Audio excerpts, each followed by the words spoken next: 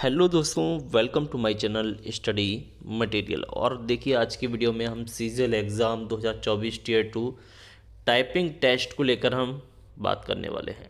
जी हाँ दोस्तों, और ऐसे में हम नॉर्मलाइजेशन और आपकी आफ्टर नॉर्मलाइजेशन आपकी एक्सपेक्टेड कट ऑफ क्या रहेगी टीयर 2 एग्ज़ाम की, उसकी वीडियो हम अपलोड कर चुके हैं। रैंक वाइज भी डाटा हम अपलोड कर चुके हैं, उसका लिंक आपको इस वीडियो के डिस्क्रिप्शन में देखने के लिए मिल जाएगा एंड स्क्रीन में मिल जाएगा, यानी कि वीडियो के लास्ट में और आपके कार्ड्स में।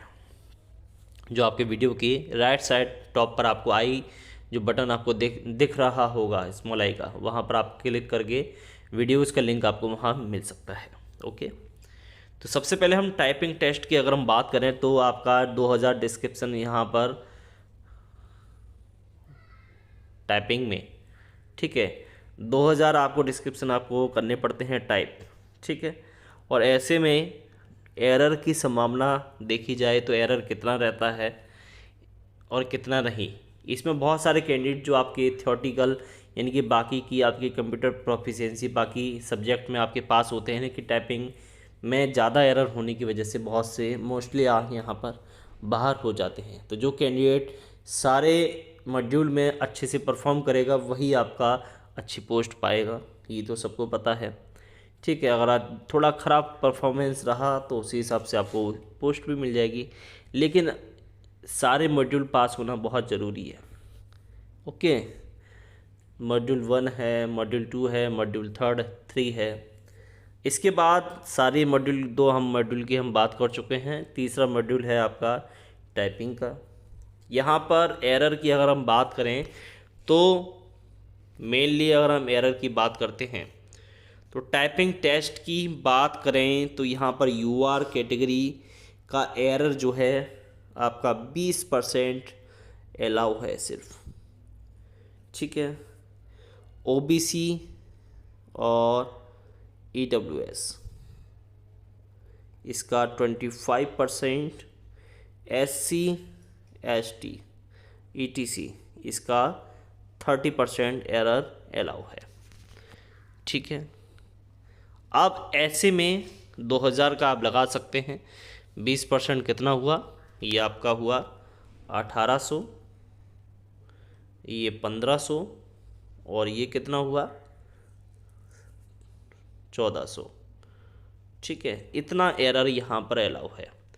आप एक चीज़ आप ध्यान से देखिए, यहाँ पर मैं फिर से आपको कैटेगरी लिखता हूँ। सबसे पहले आप इस चीज़ का मतलब जान लीजिए। यहाँ पर मैंने लिखा है सीपीटी और डीईएसटी। तो सीपीटी और डीईएसटी का मतलब क्या है, सबसे पहले आप वो जान लीजिए। सीपीटी का मतलब होता है कॉमन प्रोफिशिएंसी टेस्ट, ठीक है। डीईएसटी का मतलब होता है डाटा एंट्री स्पीड टेस्ट, यानी कि आपकी जब ये चीज़ दे रखा है तो पोस्ट भी आपकी उसी हिसाब से बटी हुई होंगी। यानी कि अगर हम एरर की बात करते हैं तो फिर से लिखते हैं यूआर कैटेगरी, ओबीसी और ईडब्ल्यूएस, समझना, ये आपका एससी और एसटी।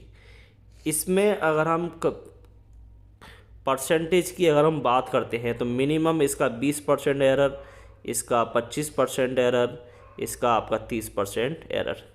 किसके लिए? सीपीटी के लिए। ओके, किसके लिए? सीपीटी के लिए। इसके बाद अगर हम बात करें डीईएसटी यानी कि डाटा एंट्री स्पीड टेस्ट, ये स्पेशली आपके ऐसे पोस्ट हैं जिनमें मोस्टली कंप्यूटर आपकी प्रोफिशिएंसी यानी कि डाटा एंट्री आपकी अच्छे लेवल की होनी चाहिए, यानी कि एरर की जो संभावना है काफ़ी कम होनी चाहिए, ठीक है। तो कितना एरर होना चाहिए, तो अगर हम देखें तो यूआर का कितना होना चाहिए, 5% एरर, ठीक है। इसके बाद ओबीसी ईडब्ल्यूएस की अगर हम बात करें तो 7% एरर आपका होना चाहिए, और एससी एसटी की अगर हम बात करें तो 7% एरर इसका भी होना चाहिए।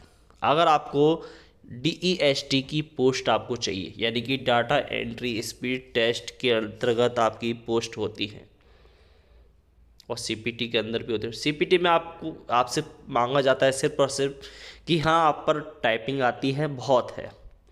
उसके लिए मिनिमम क्वालिफाइंग क्राइटेरिया आपका रखा जाता है, जैसे 20, 25, 30। लेकिन DEST में आपका स्किल मांगते हैं, टाइपिंग में स्किल, यानी टाइपिंग आप पे आनी चाहिए, लेकिन और अधिक पारदर्शिता यानी कि अधिक शुद्धता के साथ, बहुत कम एरर के साथ। तो बहुत सारे कैंडिडेट आपके 99%, 99.9% इतना एरर भी देते हैं, 0.1 का भी एरर देते हैं। तो वो स्पेशली कहाँ जाते हैं? आपके डेस्ट के अंडर में, यानी कि डाटा एंट्री स्पीड टेस्ट के अंदर में। ठीक है, अब इसके बाद हम अगर बात करें पोस्ट वाइज कि पोस्ट कितनी कितनी है तो पोस्ट में सीपीटी के अंडर में और DEST के अंडर में कितनी पोस्ट हैं? ठीक है, तो टोटल जो पोस्ट हैं आपकी सीपीटी में वो है आपकी 5262, यानी कि 5200, अच्छे से लिख लेते हैं, 5262, ये आपकी सीपीटी की पोस्ट है। इसके बाद DEST की अगर हम बात करें, DEST की, तो ये कितनी है? ये है आपकी 12,000, लिख लेते हैं। ठीक है,